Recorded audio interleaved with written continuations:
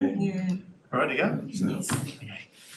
Okay, welcome everyone to this Hunter Living Histories showcase for the 6th of May 2024.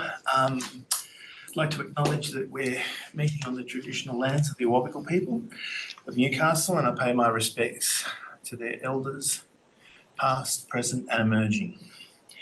And I also pay my respects to the Aboriginal people and First Nations people on the lands that you're beaming into us over Zoom and your electronic devices this afternoon. And pay my respects to their elders, both past, present and emerging. And I also welcome any Aboriginal people, First Nations people that are joining us today. Welcome. And you have our permission to butt in at any time and tell us what you think about anything that's going on. And we just want to completely continue to show our commitment to education and community understanding. So there you go. Today we just want to also acknowledge some key people who have passed away in the last week, month, beginning with our Emerita Professor Lyndall Ryan. It's a bit of a... Anne, did you want to say a few words? Yeah, just, as John said, very sad news about Professor Lyndall Ryan. She was known to many of us and highly regarded academic and historian both nationally and internationally, especially for her work in the area of Aboriginal massacres in Australia and co-creating the colonial frontier massacres that's online and gained global recognition. She received her PhD at Macquarie Uni in 1975. Her thesis was titled Aborigines in Australia, 1800 to 1974, and their problems with the Europeans. So she really opened up the whole conversation, I think, as an academic that really challenged a lot of previous thinking. Her book, The Aboriginal Tasmanians, was published in 1981, presented an interpretation of early relations between Tasmanian Aboriginals and white settlers, and then brought that 20th century into focus and drew her into the history wars that went on for quite a while and decades with Keith Windshuttle and all that sort of discussion and writing in terms of what she'd been exposing basically in her research.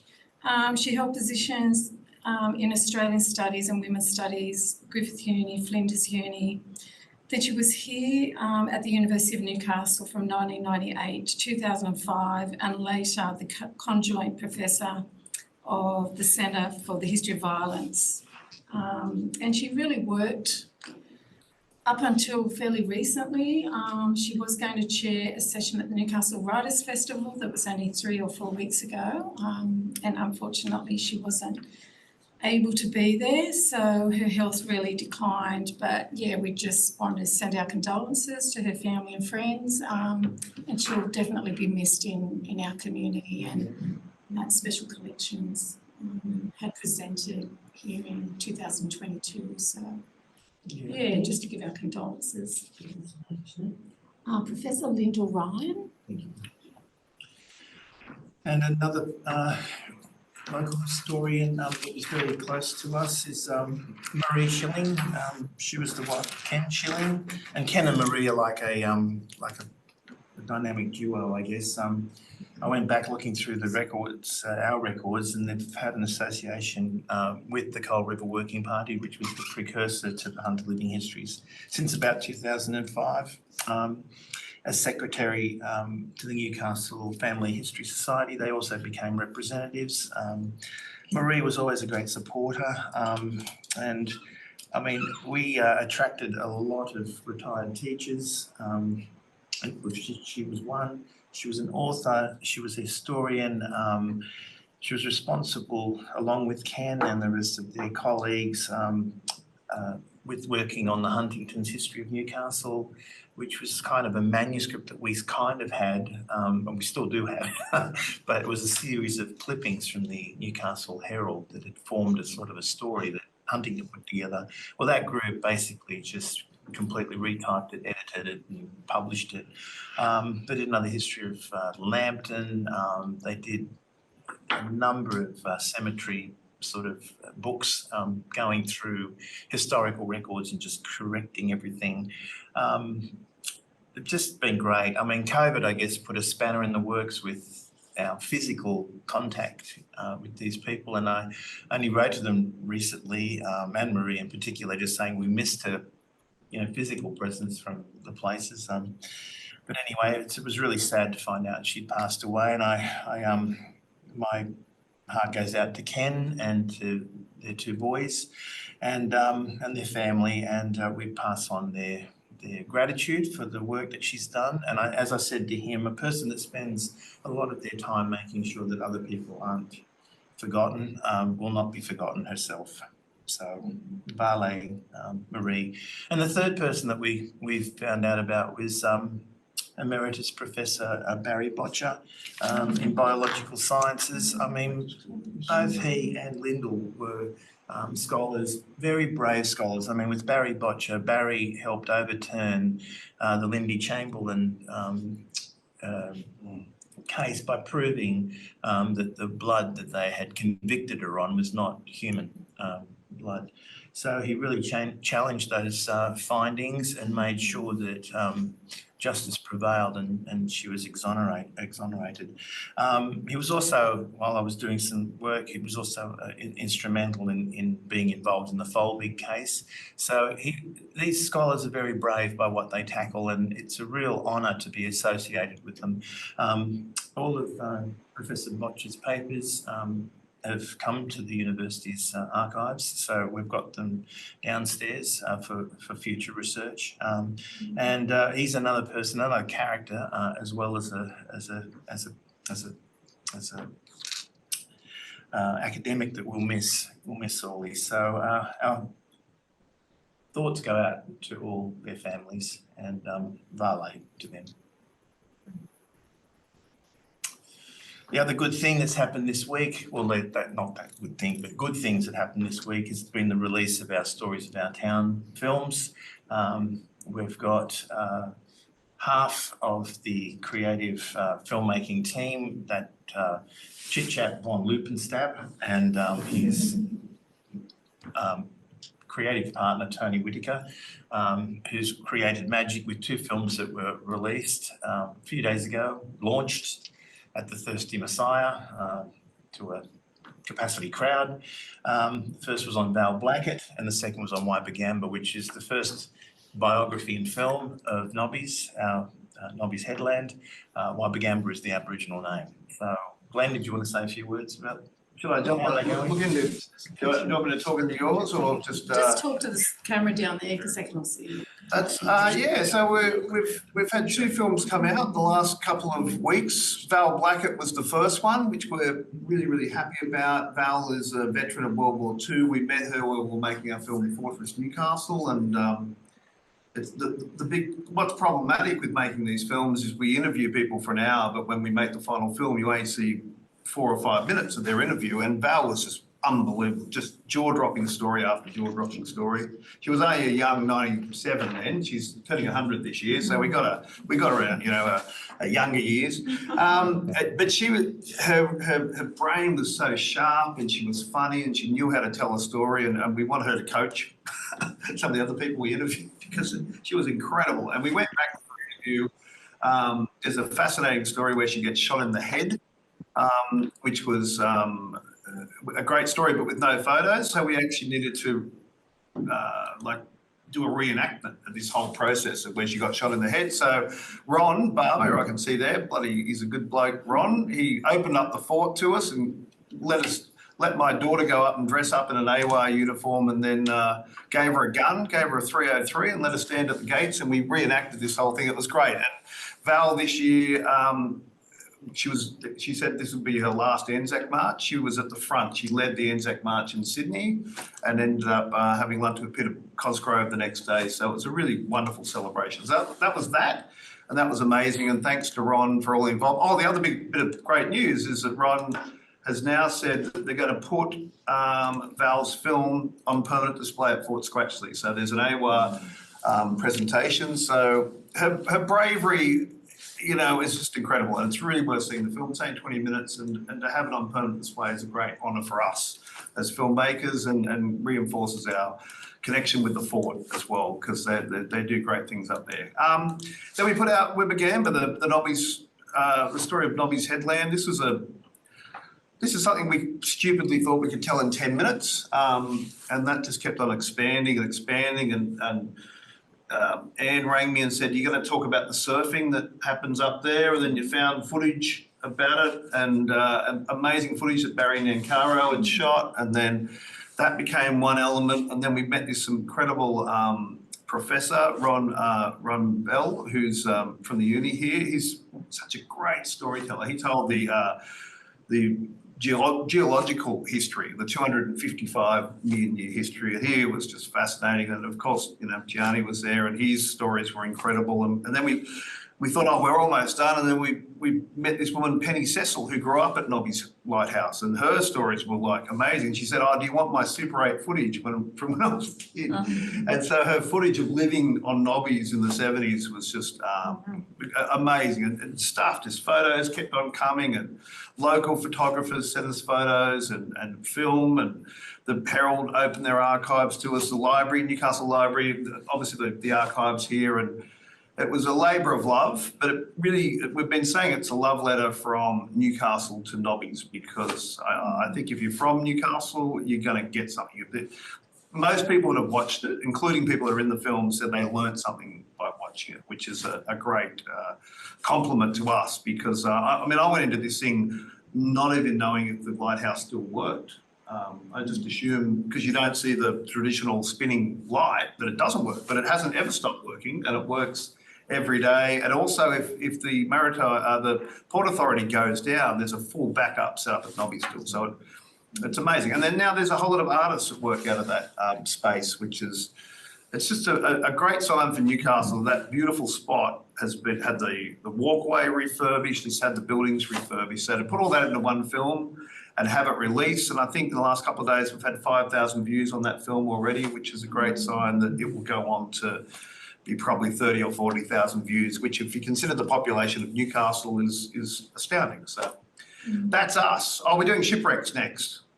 And I can tell you, because you're all fascinated by history, there's a rumour, and this rumour is not coming from some bloke I met at the pub. This is coming from the Maritime Museum in Sydney, that there could be a Spanish galleon off Newcastle.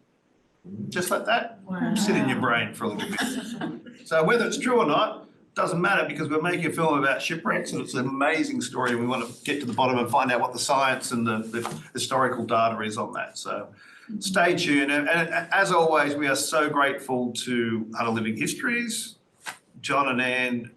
You know, I drive them crazy. I ring them 10 times more than I probably should, but they're so such fonts of knowledge, both of them, and we're just grateful that we see this as 100% a partnership with what you guys do and what we do. So we're grateful.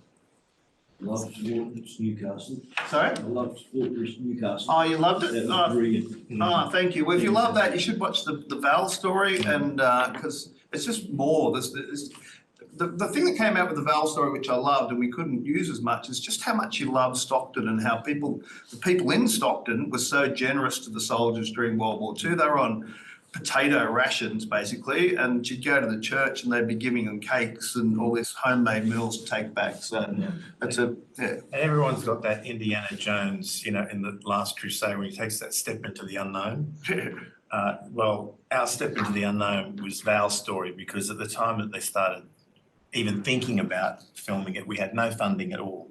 And because most of the people that they wanted to film were in their 90s, they just decided to drop everything and go and film them. But when we heard that there was an 18-year-old gunner from Newcastle that was 94 or something, and that she 97 then. 97, and she was protecting the port, I thought, well, the funding is going to come, no matter what, you know. So She was just one of those things where you just knew that this was not going to fail. Well, we're calling her a double unicorn, It's Val, amazing. because it's, you know, it's very hard to find women who served. It's not that they didn't serve, it's just you get to a certain age.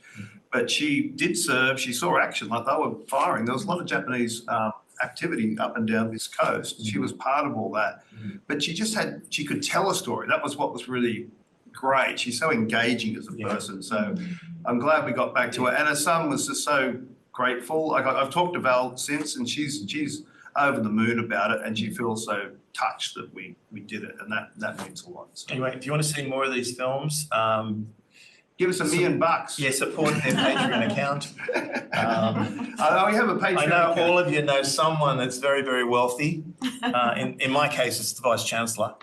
So the Patreon account's there, so just chuck in, and we want to see more of these stories made. Can I just ask what a Spanish galleon is? Well, a ship. Or a big old. Big old the ship from the wooden one with a 1600s. Big large back end on them, couple of masts, big sail set out. Oh, okay, so we're talking. Yeah. We're talking. Pre Pretty tall 1900s. ships. Yeah. I think you right, need to okay. watch a bit more daytime Sunday Well, the television. thing is, I especially mean, those, we're pirate talking movies. about, Small town. you know, sort The of, question you got to ask is what's it doing down here? you know, Yeah. modern sort of diesel electric thing, or we're talking about sort of No. like something from, you know, It sort of shouldn't be, it shouldn't. ancient, No, we're ancient, talking you know. probably 150 years before Cook, which is, I don't know, well, Dirk Hartog was what, 1616, so, yeah, so I had it's, an idea that's probably what it was. Yeah, so- it's, I want to know, because as I said, it's not some guy I met at the pub, this is actually the Maritime Museum. Well, if they- It's going to come from, there's some data that connects it to that, and the good news is I think they want to go looking for it, so we're kind of, Tony and I are ready to put on the diving suits and risk Yeah, our well, life. while you're for down the there, could you adventure. have a look for Little Richard's rings as well while you're going? They're sitting But on that's top of Dr. the Peter balloons. Hovens, who's head of knowledge down in Sydney at the Australian Maritime Museum, who's a fantastic advocate for this place. And he was also instrumental in ensuring that Fortress Newcastle, I think, Yeah, got so funding. Peter Hovens, who's one of the head guys at the Maritime Museum, he was working somewhere else at the time, and he got us the funding for Fortress Newcastle, which was incredible. I went back to him when I wanted to make the shipwreck film, and he said, I've heard about this grant from Heritage New South Wales. I followed that avenue, and that's how we actually got the money for Val and for Nobbies, and part of the money for the shipwreck. So, and now he's coming to us with stories. So Peter Hoban is just a remarkable man, and we can't thank him enough. So if Carol Duncan is their fairy godmother, Yeah. I say Peter Hovens is his fairy godfather. You're our fairy godfather, mate. All right. I'm very grateful. Okay, so any other news before our presenters, Anne? No? No news? No? Okay, well then let's get on to our presenters. We'd like to welcome Lyndall Morrow, who is going to be talking to us about Brickworks' evolution into a community park. Thank you, Charlie. Welcome, and over to you. Okay, thank you very much, and thank you, Anne, for your help today and supporting this presentation. Thank you for the opportunity to remember and honour the community spirit and collaboration behind the transformation of the former Wallsend Brickworks into a diverse and beautiful park as we celebrate the 150th birthday of Wallsend as a municipality. It's the story of the evolution of the Wallsend Brickworks into the park that it is today, the social and cultural changes, the heart of the community, and the connection between past and present, nature and culture. Our community worked hard to have the area rezoned and reclaimed as green space. Council previously had its own light industrial. It took a number of years, around 7 years, and a lot of work from the Wallsend East Resident Association to develop it from concept design to completion. The park helped to offset the development of Silveridge Estate, an area of bushland that was formerly designated a green belt, never to be developed. It was exactly the same mature native bushland as Blackbutt, but we were just the other side of the ridge. On the Blackbutt side, it took that community 7 years to save Blackbutt, so nothing worthwhile comes easily. A little bit of the history. The Brickworks Park is located on the site of a historic brick making operation on the border of Wallsend and Jesmond. From 1891 to 1977, the quarry became the home of the Wallsend Brick and Tile Company. They commenced on the eve of the 1890s depression, which saw the building industry collapse and many brickworks close. Wallsend defied the trend and became a major local supplier for the building needs of the young city. They produced a variety of bricks. The most well-known were the Wallsend Red Bellies, with a big red centre. At the peak of its operation, around 400,000 bricks were produced weekly using the clay, shale and sandstone from the quarry and steam-driven machinery. Many houses in the surrounding area were built from these, including the Wallsend Hospital and the Great Hall of the university. In fact, to raise the funds for its construction in the 60s and 70s, Lord Mayor Frank Perdue launched a Buy a Brick campaign with great success, and the money was raised. I think it was around maybe 600,000, which, might be about 1.5 million today, I'm not quite sure. But my grandfather, who was a local builder and carpenter, he was so proud that Wallsend bricks were chosen over other competitors. Much later, I was to learn of an earlier family connection to the brickworks. My father's grandfather and his son had worked there after returning from World War I, and two of my uncles, Emerus Lewis was a foreman at the site and Charlie Goodwin was the carrier.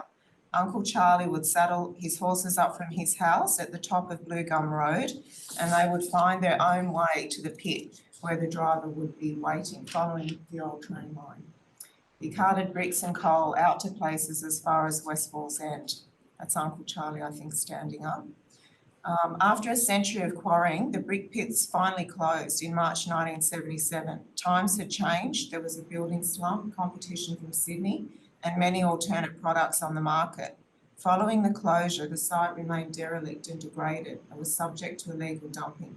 Eventually, council purchased the site in 1980 for the purpose of waste disposal and stockpiling road-making materials.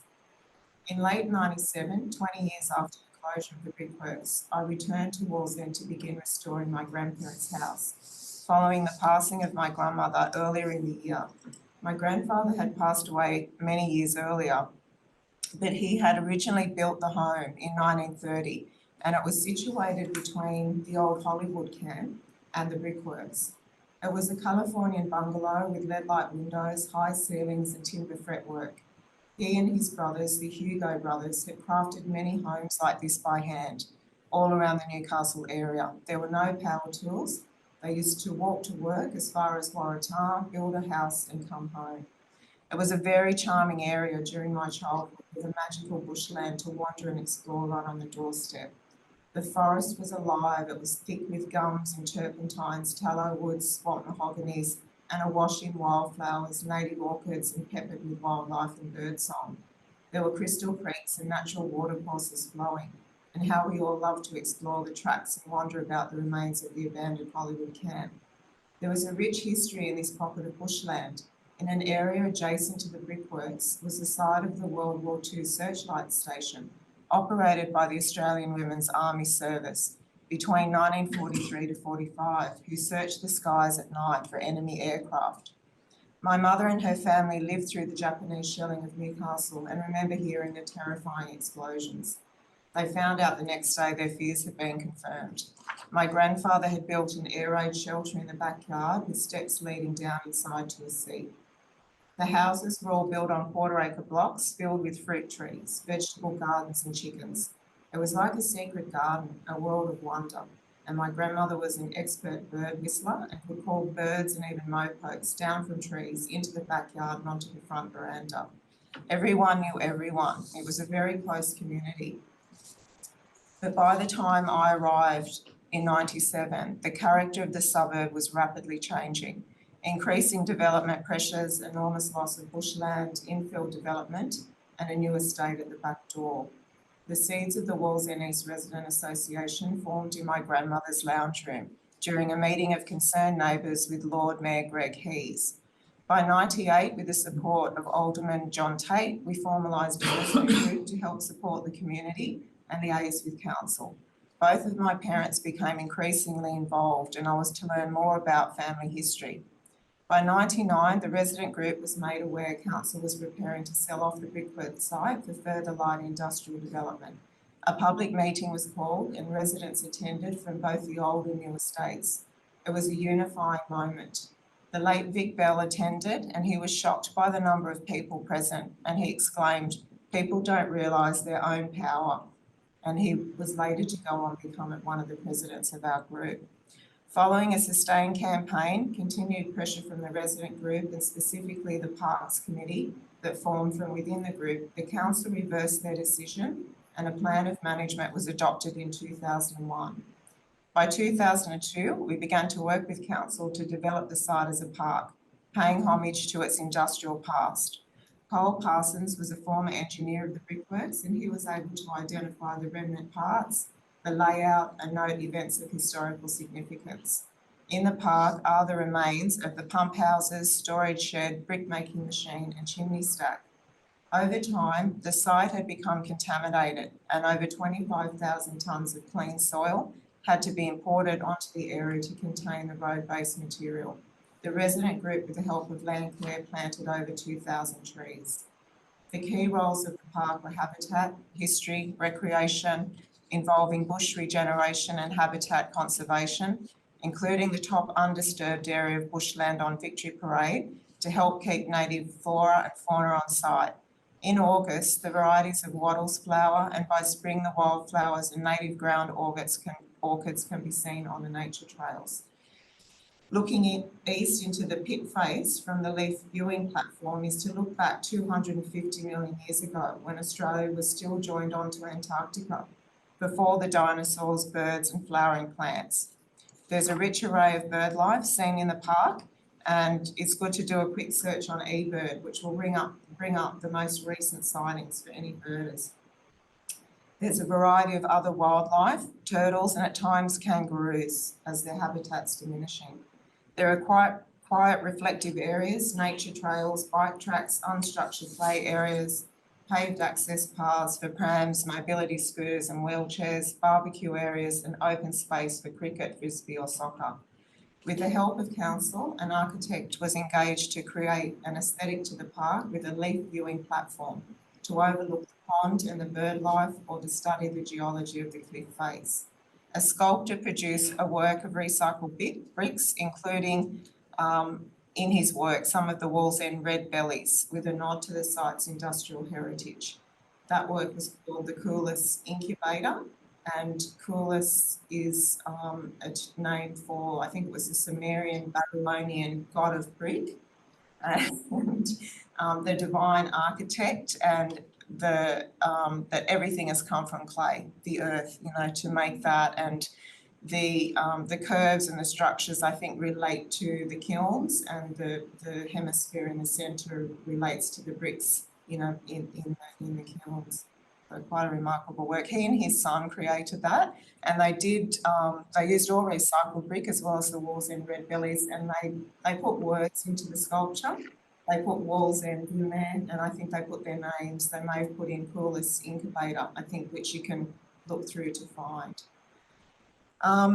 By celebrating the diversity and heritage of this park, it was the community's hope that it would become a park for everyone and for generations to come, a haven for wildlife and biodiversity in an area that's still facing significant development pressure, loss of mature bushland and fragmented corridors. So it's with gratitude to everyone who played a big or small part in helping us transform what had become a wasteland into a valuable conservation asset for the people of Wall's End and Newcastle. This park, together with the adjacent reserves and ridges, so George McGregor, looking right over to, Black Butte, comprises the largest area of bushland in the municipality. It's categorised as bushland and will hopefully be sustained for generations to come. Yeah, thank you. Any questions for Lyndall? Yeah. The bricks from there, would they have been used in the BHP? I'm not sure. I haven't read anything about the BHP.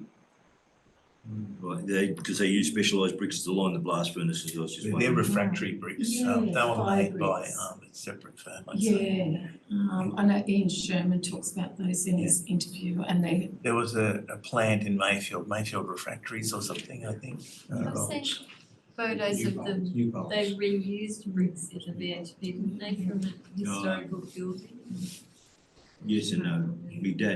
My dad, he used to do all the lining inside the furnaces, so.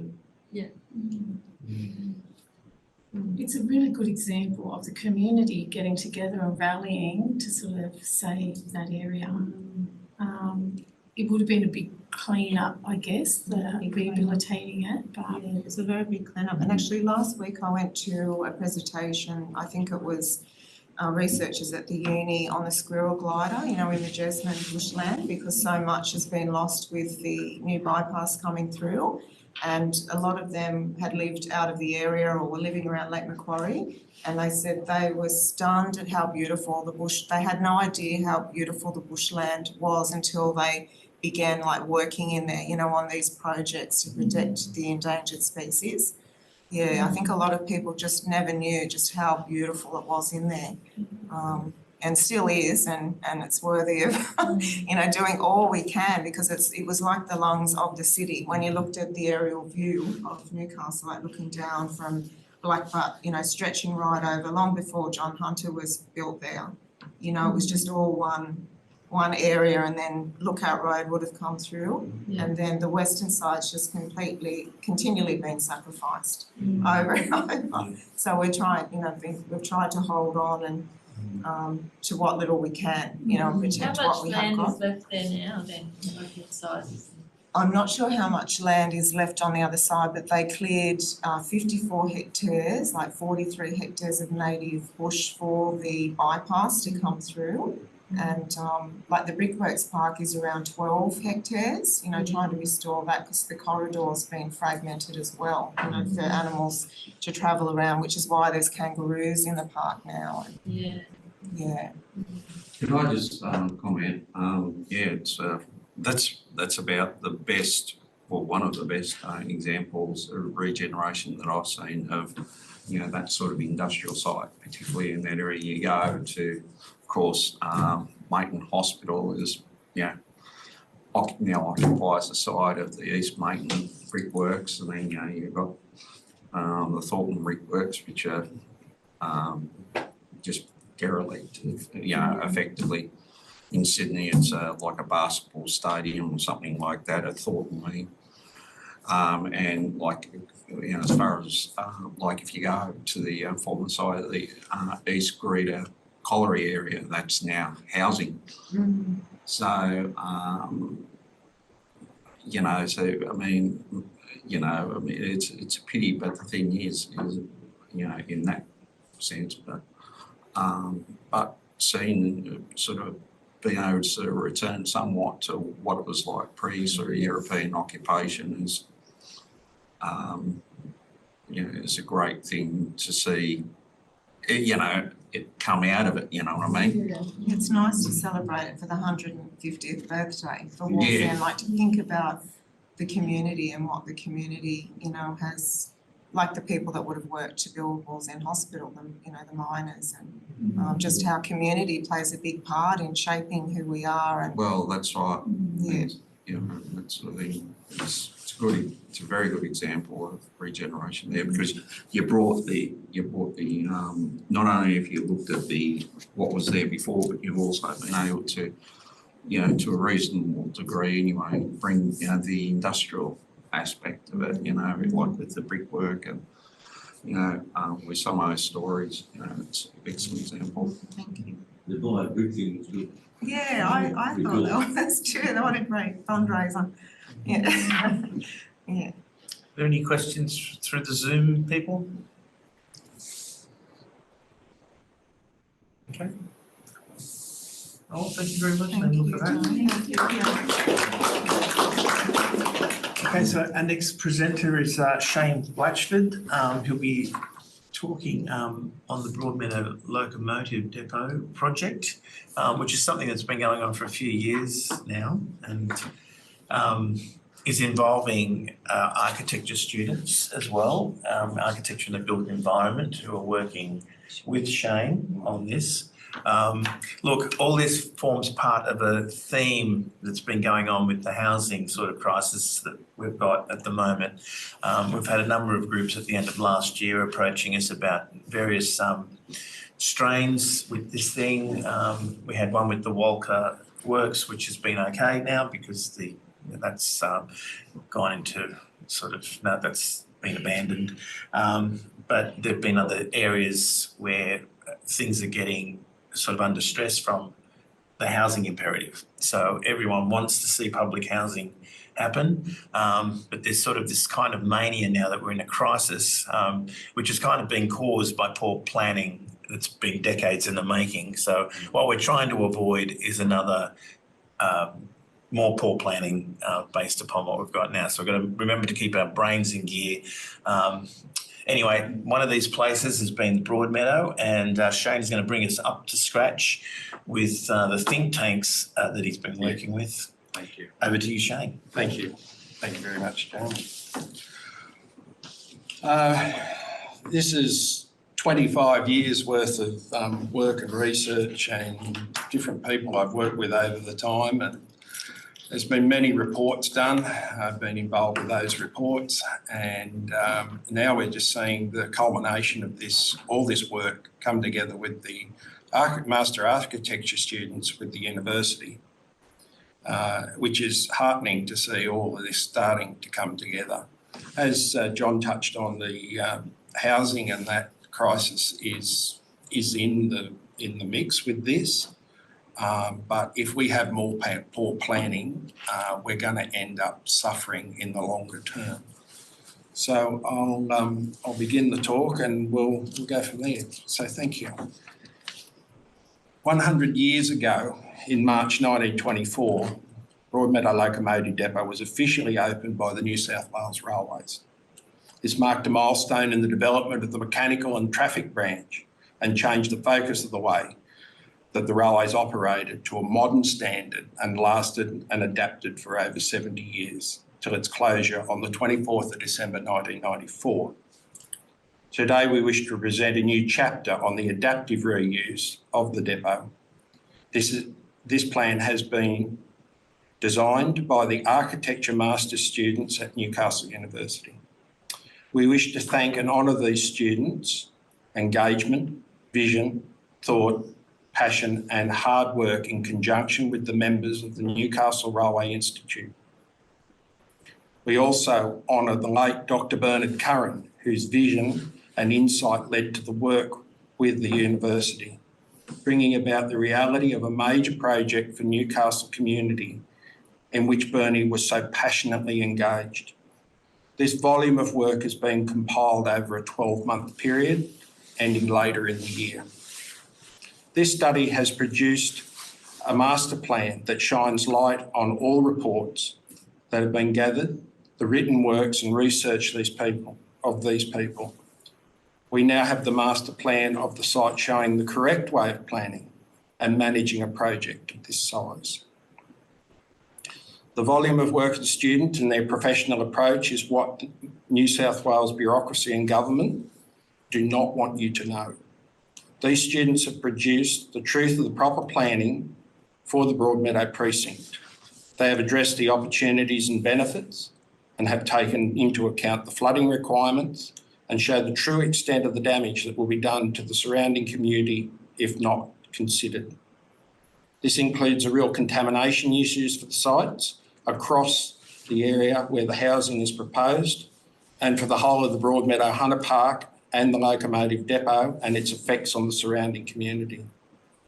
This vision is what is needed to be done as highlighted by the work of the Architecture Master students at the Newcastle University, assisted by the members of the Newcastle Railway Institute.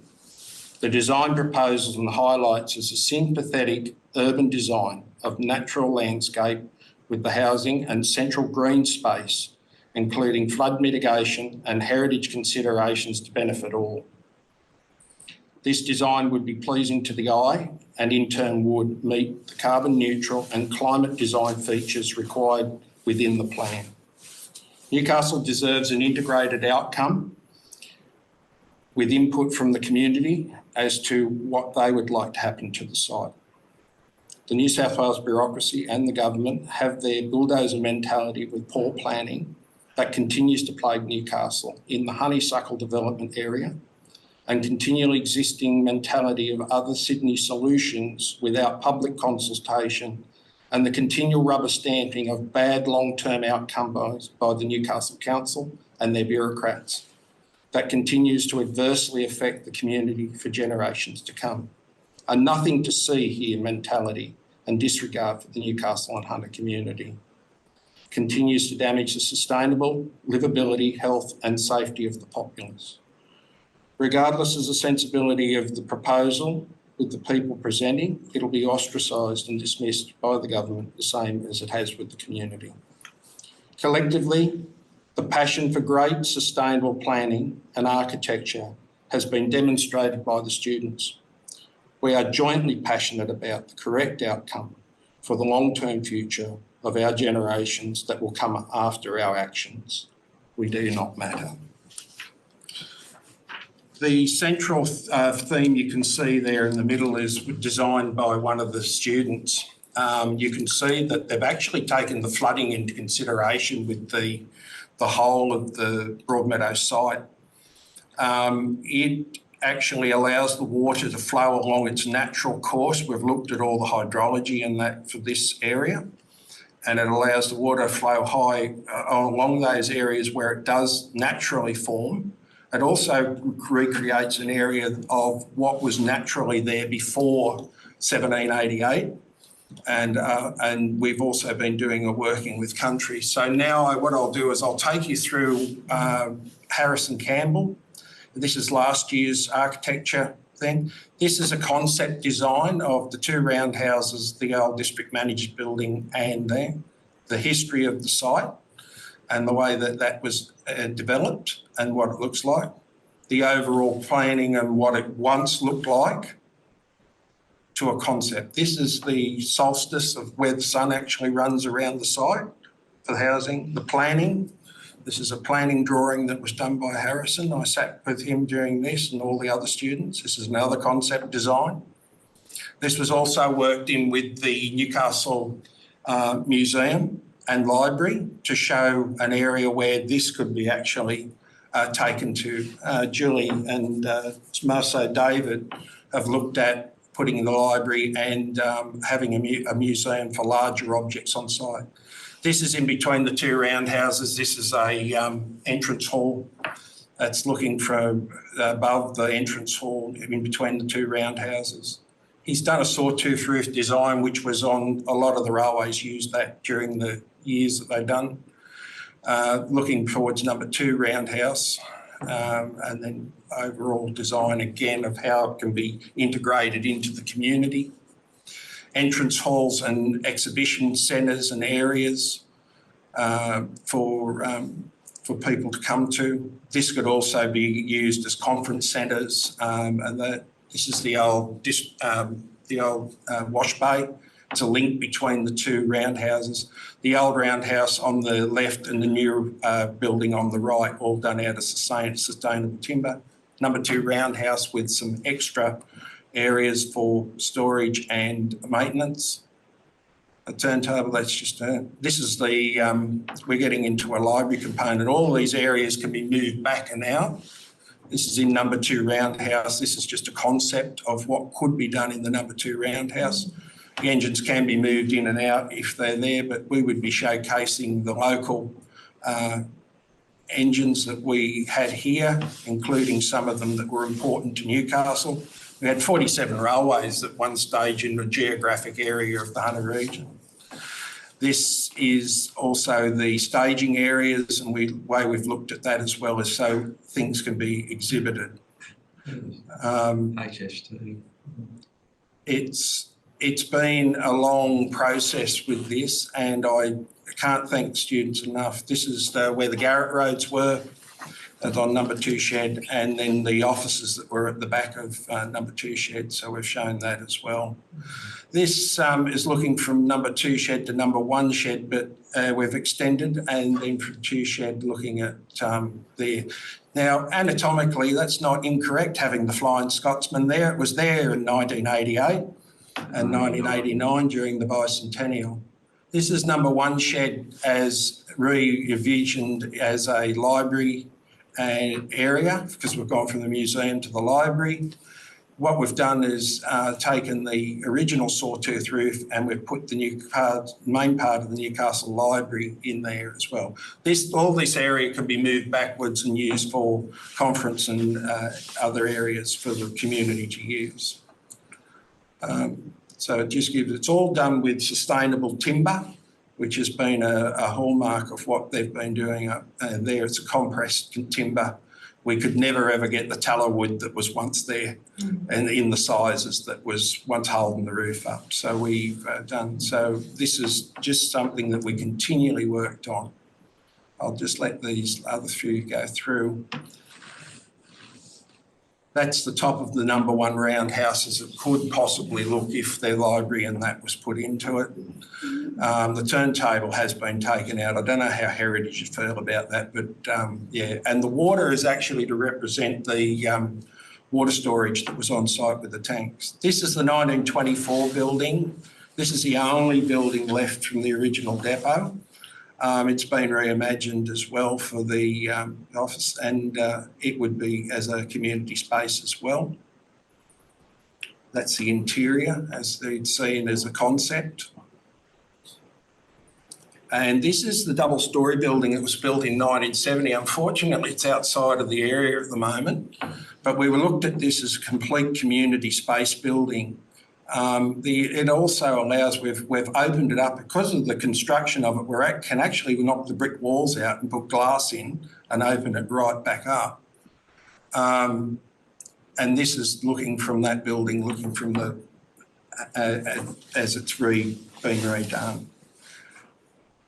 It's an area we actually looked at as a community space before when we were on site, and it's something done. These are the costings. So we've done all the costing, the carbon, we've done all the analysis of all of that, how much it would cost, but keeping the buildings and everything in there tells the story of the depot, even though it's an adaptive reuse of the buildings. So that's the end of that one.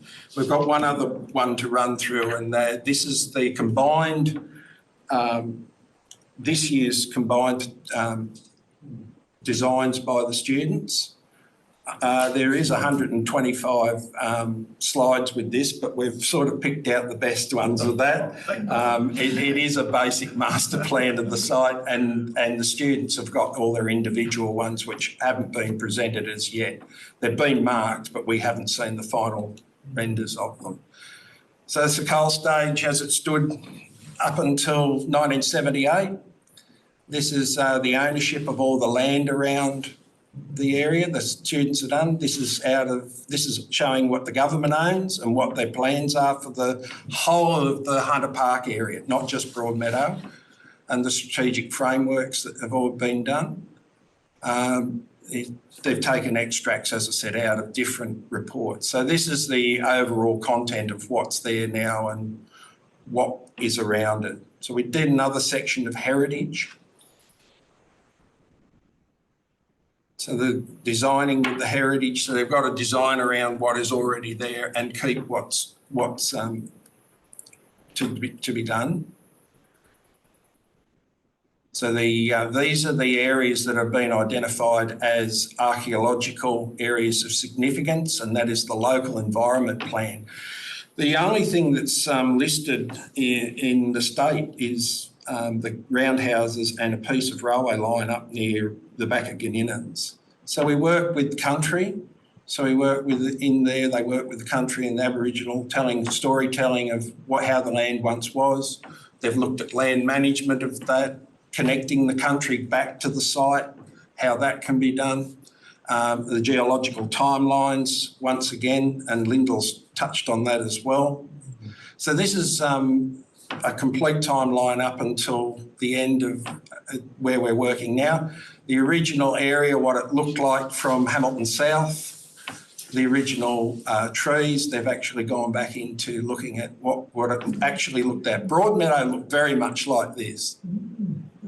It is a floodplain and it's going to flood, and it's actually going to get worse as we go along with time. So this is the flooding side of it. That's the Premier Hotel. This is the flooding maps of Newcastle that's coming. So all that is water, and it's also got the 2050 maps of those sea rises on it. So we're actually, we're going to be building houses where people are going to need a boat. That's the complete one. We're going to be actually all buying boats and jetties and, you know, having a fishing out the front lawn. They didn't want. So they've come up with different ideas of how to mitigate that water and that problem, but it's right across the city. And unless there's an integrated plan, we're not going to be able to do it on one site. The decontamination, there is some really nasty stuff in the ground, and that's all the plumes that are on the Broadmeadow site. And this is that we've looked at remediation plants and how they can be planted and remediate the site. That's all the nasties that are in the ground that we've come out of the different reports, and they're the acceptable levels and non-acceptable levels of that. We even looked at growing hemp. So that is actually a plant that can be used commercially as well, because it can be actually reused in hemp ropes and different things. And the different people who do the bioremedial areas. Del Pratt's Cottage, it's the study case that's run by the university at the moment. And then we went into housing affordability. So the housing is affordable. It is just a matter of what it takes, and the demographic analysis we've done, how it all integrates into the supply and estimates of how much housing, from very low, moderate, through for different people. Housing stress, they've done why it's important to have housing, how to do the housing with the precedences that have been done around the world. We've looked at those and how that can be integrated into a plan. So then we had massing studies. They did massing studies with these as well. And the massing studies all showed the 3D modellings that we did of the site and the types of housing that could be put onto the site. And then how many people could be actually put into different courtyard apartments and those sorts of places as well. So the calculations for housing affordability were done. As you can see, they've pushed it more off the site to allow that flood mitigation to happen. And we've looked at some sections in Spain. One of the students was looking at that and how they redid their housing in Spain. These are room sizes, how many people could be housed, the ceiling heights and all the other things to do with size and that. This is also showing block design that could go over the railway line. But once again, that is capturing the thing. But thank you very much. That's been a real pleasure to work with the students, and I'm more than overjoyed, and I thank you very much for allowing us to show this today. That's amazing.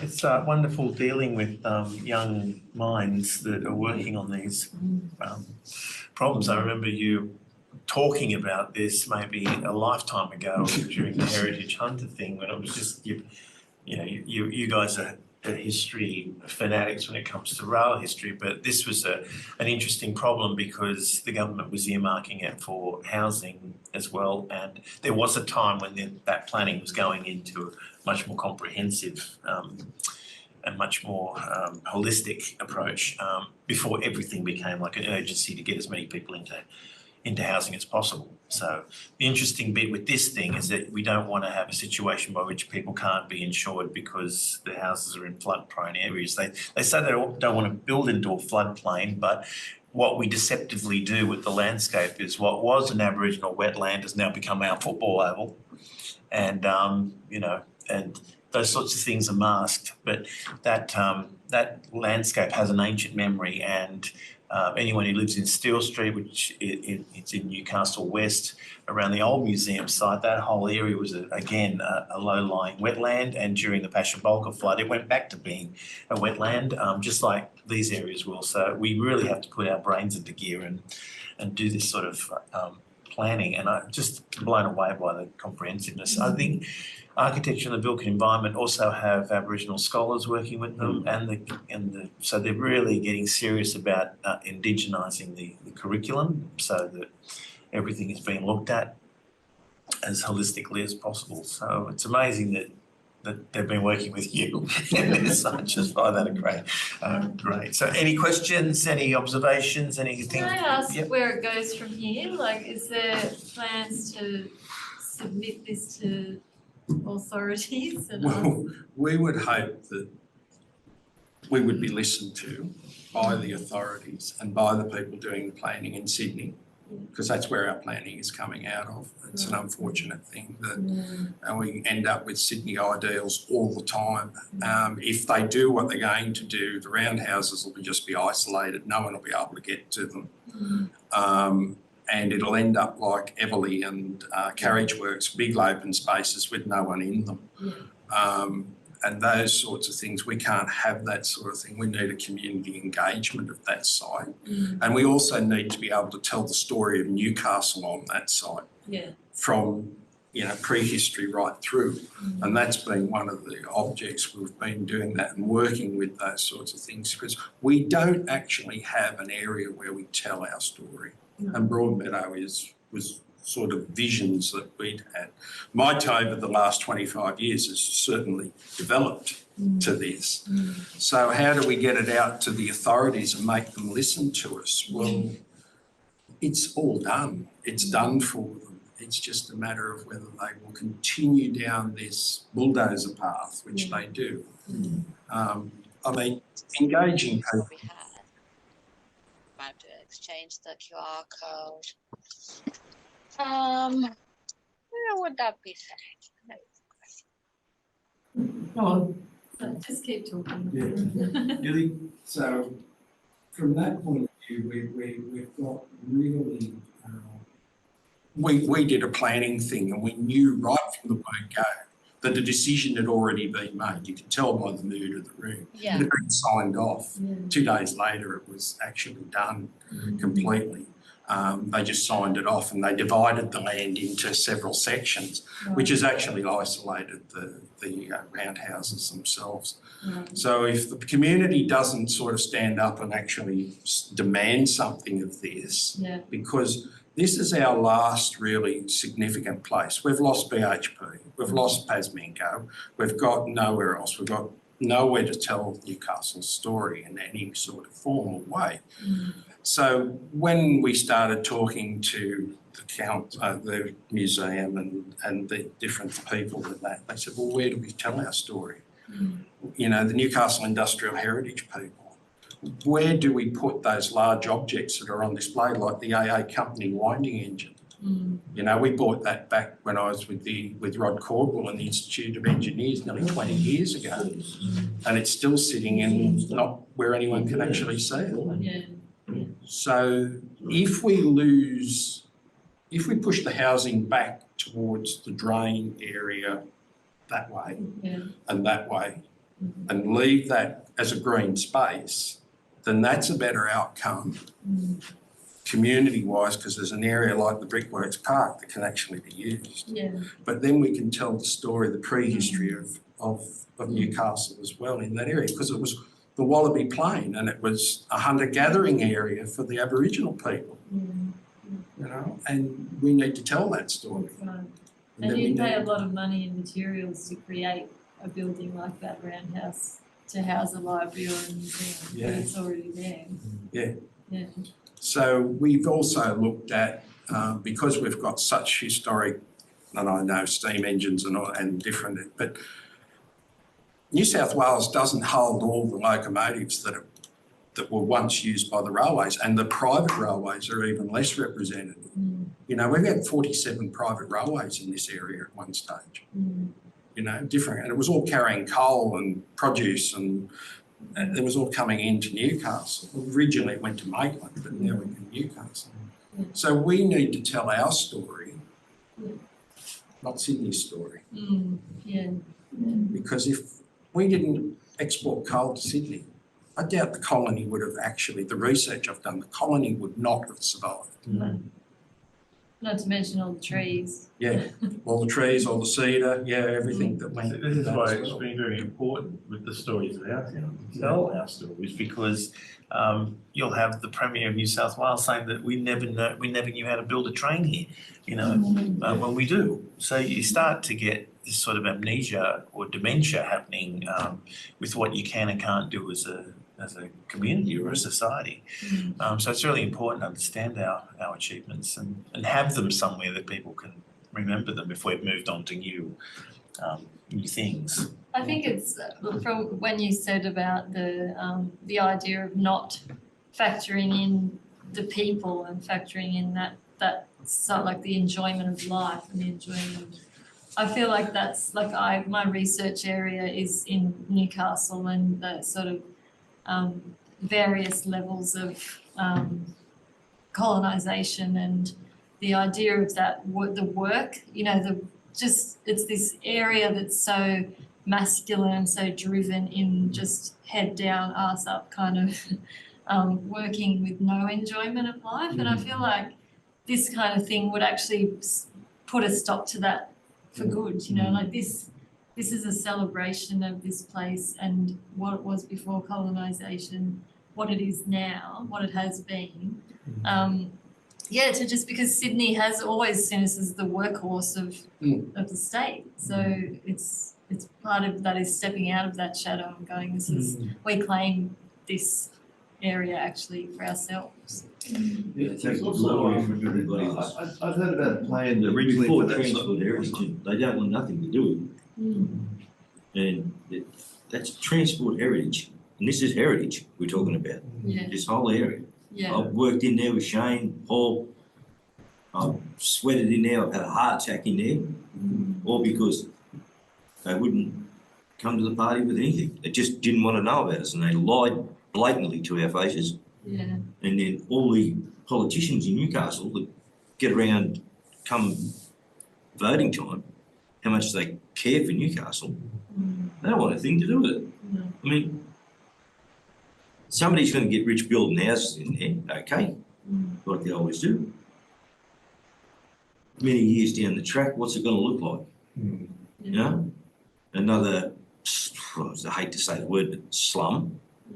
And yet it's got the potential to have something so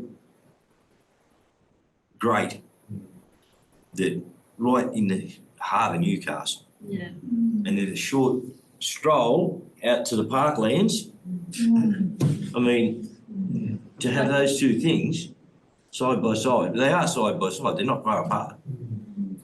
And then you've got Black Butt as well. Black Butt. There was a plan that I'd heard about for that site, which is it's uniquely placed as a transport hub, and I'm not saying we should do that, but there might be a way of integrating that. The fact that that's where the line branches to go up to Maitland. Also, it's a continued line that goes to Brisbane, comes through from Sydney. If the tram line was extended to there, it would get the football.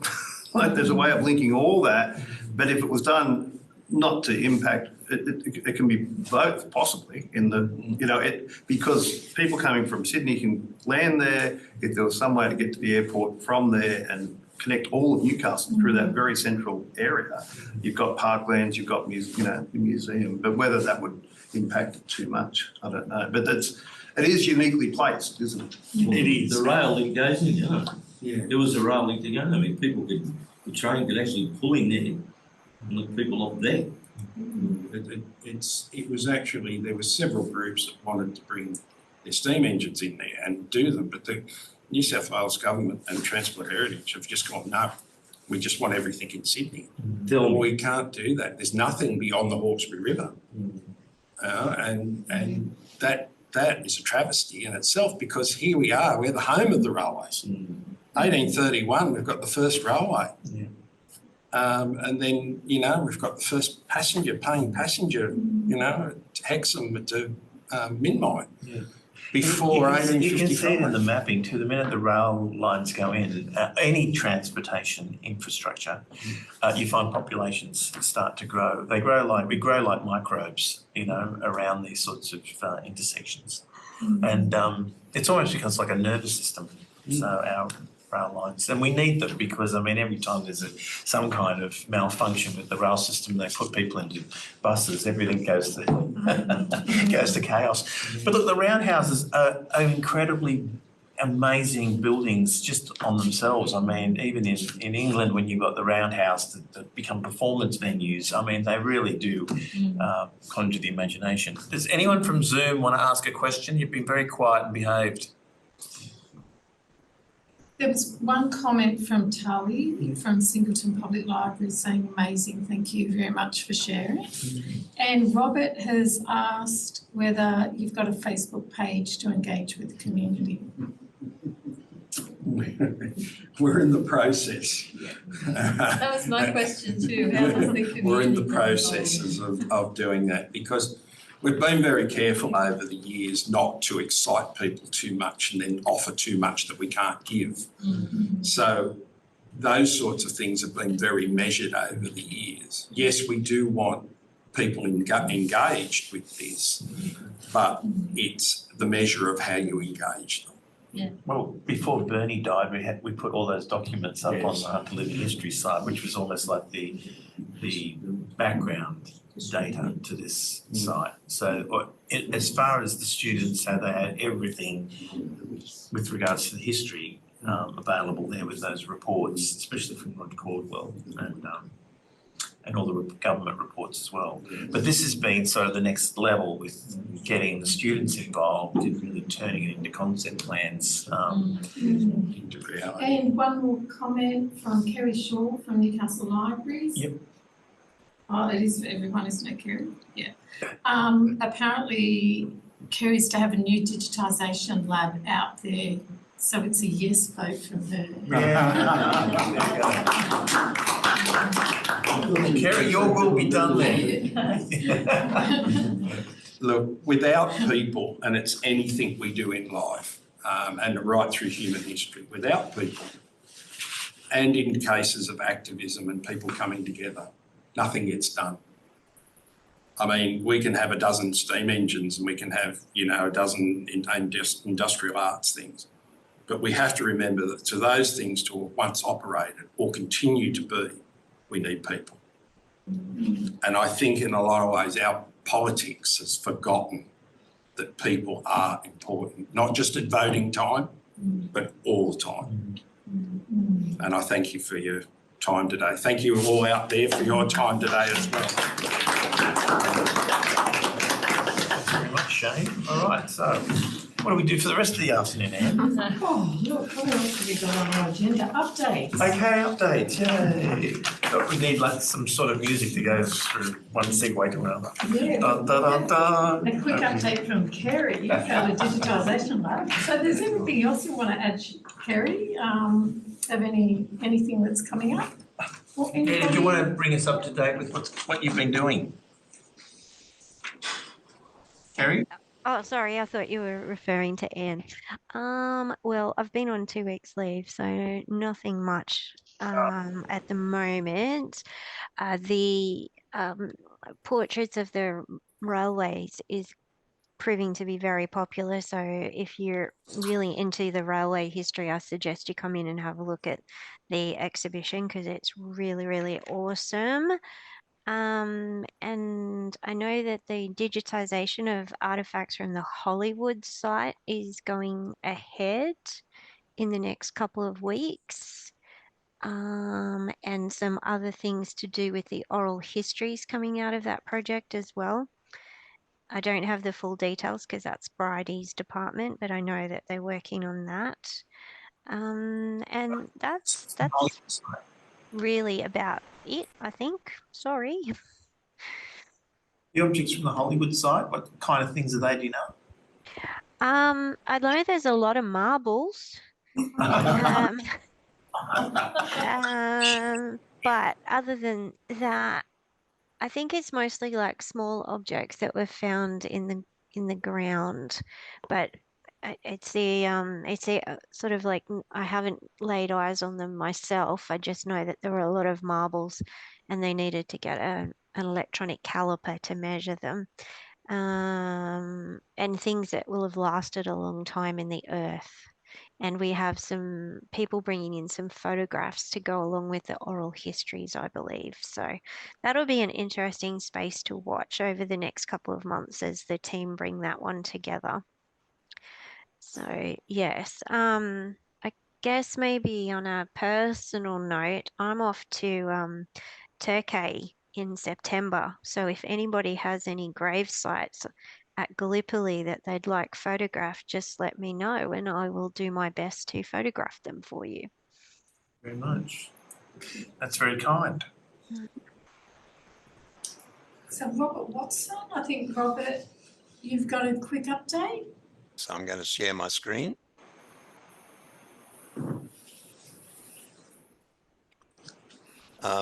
So can you hear me okay? Yes. Thanks. So with the Wall's End 150th, we've got 38 activities or events happening over the course of the year, all put on by volunteers, which is pretty good. We've had 2 talks so far. We had Julie Keating talk a couple of weeks ago with 42 people turned up to hear all about lifestyle in Wall's End in the 1800s. And yesterday we had Leslie Gent also presented on the School of Arts and the Mechanics Institutes. And Wall's End is also getting or will get during the course of the year 7 murals put up. So there's already 2 up in the Wall's End Village Shopping Centre, one done by Trevor Dickinson. There's one behind the Rotunda at Wall's End, and there's also one that's nearly finished, or it might be finished now, in Boscawen Street. So that's pretty good. The Facebook group 2 days ago clicked over 10,000 people, which is pretty good. So it's Wall's End area then and now. So it's 10,000 people with at least a passing interest in the history of Wall's End. And it's not uncommon for me to put a post up there and it'll get like 30 likes in the space of an hour. And the engagement we've got is we're getting 25 new people every week, week after week after week. So 10,000 people is really good. With the School of Arts, I made up this handout yesterday. So this is out of the special collections at the university. So this is Pender's drawing of the School of Arts building. And I'll talk about this in a second. That's a photo taken inside the building, and that's from the special collections. And that's a newspaper article that matches that photo. And this is from Trove, and this is a poem that was specifically written and read out at the inauguration of the School of Arts. So when it was opened in the 1870s, there was actually a train service that went from Newcastle all the way out to Wall's End, and so people from Newcastle came out to Wall's End for the opening of this building. There were 700 people attended, and the partying went on until dawn the next day, which is pretty impressive. And I'll just finish by saying that this photo here, I'm pretty sure that I have shown this before to the Living Histories people, but I just got to tell you about it. Is this one is in the special collections. It's a Ralph Snowball one, and it was titled All Nations Fair. And it's an interesting one because everyone is dressed up, and there was nothing else that we knew about it at all. But I chanced upon that newspaper article at the same time, because I looked and thought, oh, this lady here looks like she's done up as Britannia. So I searched for the date in Britannia and found that newspaper article that told me about all of these outfits. And the clincher for me was that at this particular event, which was a fair, so they had stalls around the sides of the hall, and one of the particular features they had was a display of lollies, of all things. This is in 1897, a display of lollies, and they said we have displayed the lollies on the rigging of a model sail ship. And if I zoom in here, and if you can see there's the rigging of the ship going up and down, and you can see the lollies are tied to the rigging of the ship. So that was, so I was pretty chuffed to be able to take a snowball photo that didn't have a backstory and actually give it the backstory. So all the people that turned up for the talk yesterday got a copy of that as a handout. And what I'll do, so that's all from me, nearly all from me, but I'll put that up and share that 4-pager onto the chat line in a second. And the next talk we've got is next Sunday is Christine Bramble is going to talk about nurses. I think she's actually talking about nursing in the Hunter Valley, not necessarily specifically about Wallsend, but she'll be in Wallsend Library at 2 o'clock next Sunday if anyone wants to come along, and that's free. So that's all from me. Thank you. Very much, Robert. Can I just say that we're actually thinking about doing a snowball film, and that photo would be incredible. As always, Robert, you've got the research that no one else has. You can't hear me. Was that Glenn? Yes, yes. Well, I might be able to excite you a little bit more, because the guy who owns that building has had it for 20 years, and he showed me photos of it 20 years ago, where he's gone in and found original bricks. The iron bars for the lockup part are still there. So he restored it with paying about $400,000 nearly 20 years ago, and he wants to make a documentary about that. So I might talk to you further about that. Okay, no worries. Okay. Bye.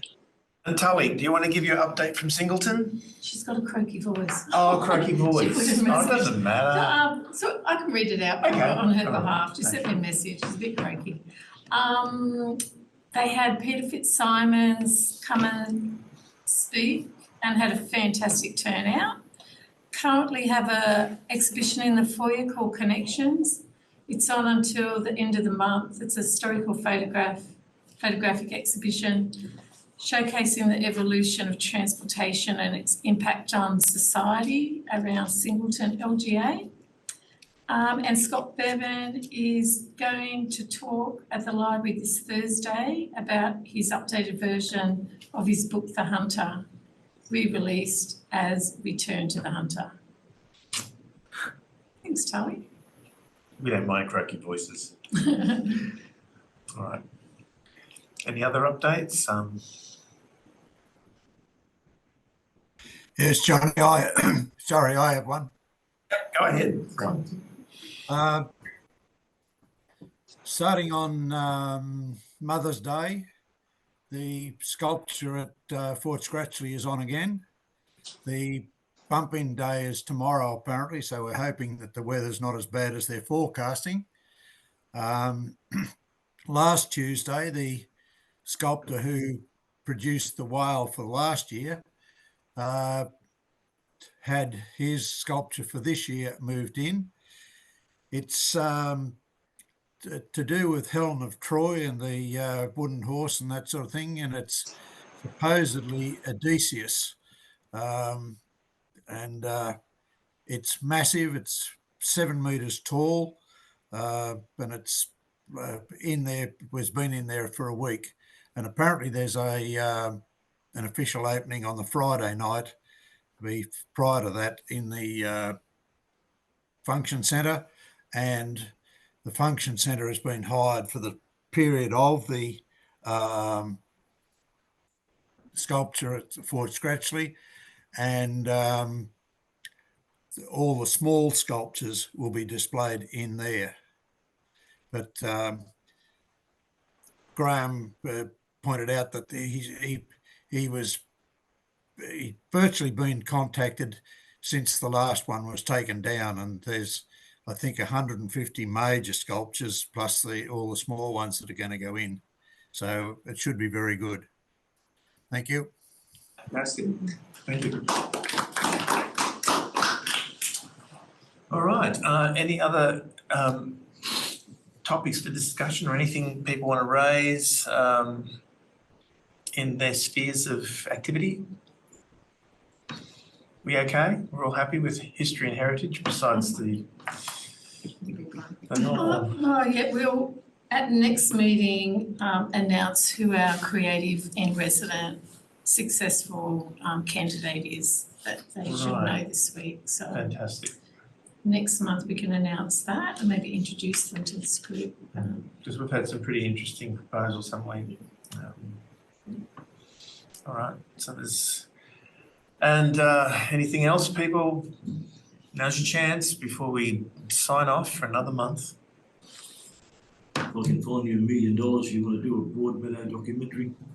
Love to. We've also, I didn't mention it before, but we've been talking to Hunter Valley Tourism about a wine documentary, because it's a few years away, but there's a 200-year anniversary of the vineyards coming up, and yeah, they're really interested in us making a film. It's a really fascinating. I mean, the first vineyards in Australia are in the Hunter Valley. We've led the way in so many different wine varieties, and now there's a lot of new technology, you know, organic grapes and whatever all happening up there. It's a really fascinating story. And also, it's more than wine now, because it's a whole entertainment precinct. You know, people come from all over Australia to go to that region, and, you know, for many reasons. So to do a film on that would be kind of good. And there's one of the great stories we've got is one of the Tyrrells apparently jumped the fence and nicked a Chardonnay grape from one of the other growers, and one of their big wines was actually stolen. So once we heard that, we thought, that's us. That's kind of the story we like. Crime and Punishment podcast. Yeah. Whenever there's a bit of our convict past coming into play, we're always very excited. And the other really good thing is that a couple of years ago we managed to purchase a copy of one of James Busby's books, first book written on the wine industry in 1825, and it's the first book to bear the imprint of Australia as well. So it's pretty important. Again, from our region, and again, came from the library of the Australian Agricultural Company, again, centred here. So it's ticks all the boxes in terms of a fantastic sort of tale. You've got Julie McIntyre. And Julie McIntyre. Top of the list. So it's just, yeah, so hopefully you'll get to make that film. Well, I mean, they're helping us to go for grants. They're fully committed. They 100% on board with seeing us as people to make it. They're also said we'd be able to help with podcasting, and I use the example of the Val film. I'm saying most of the time we did these interviews, we have all this other stuff that doesn't fit, which is amazing for a podcast scenario. And there's also a lot of older winemakers that we want to get in and interview them while they're still around. Not to be morbid, but it's a great opportunity to get these people that reach back. You know, some of these McGuigans go back to 1820s, you know, in the valley. So we want to. Had a read with you. Yeah, so no, it's also something we should be proud of, you know. It's a great. And unless we tell these stories, no one's going to tell them for us. I mean, we tried for years to get people from overseas to come and tell our story. If they did, they sort of didn't do that great a job. So we're really blessed to have Glenn and Tony, or Chit Chat and Tony, Why do you persist with that? It's always AKA Glenn. But anyway. Just to make it hard for you. It just makes There's it no hard reason for to do it. Really, Glenn from Waratah is what I'm happiest with, especially in these circles. Waratah Brickworks. Grew up, you know. So look, it's really blessed to finally have people that can make these wonderful films here. So yeah. So anyway, Johnny, yep. may I come in on here, please? Hey, As you know, I've been doing a lot of work. wine history right there, aren't you? Yes.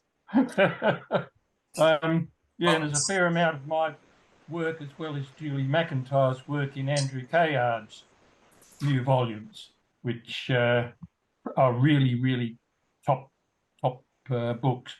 No, but look, I'd be happy to talk with these people about Dulwood and its role. It's now the oldest continuous vineyard in Australia, which I proved about 10 years ago as a result of something else I was doing.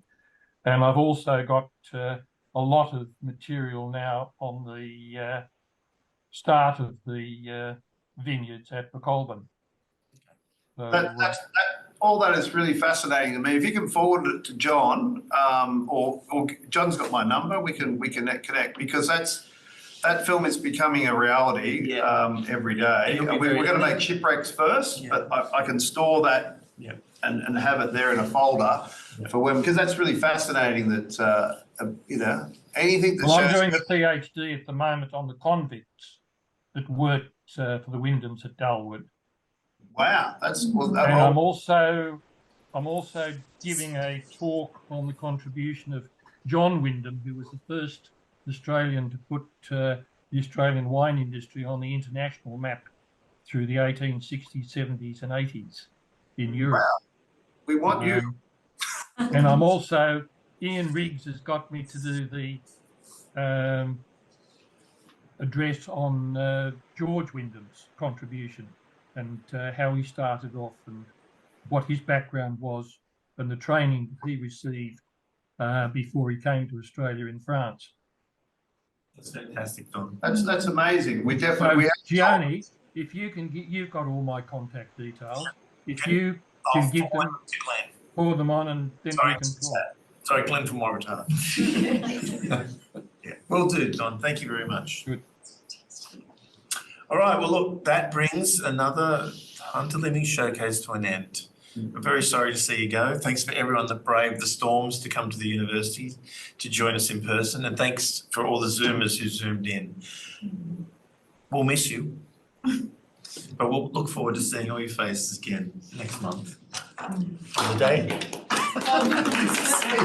See you in June. First, it will be, let's see, it is 3rd of June. The 3rd of June. So we'll see you back on the 3rd of June.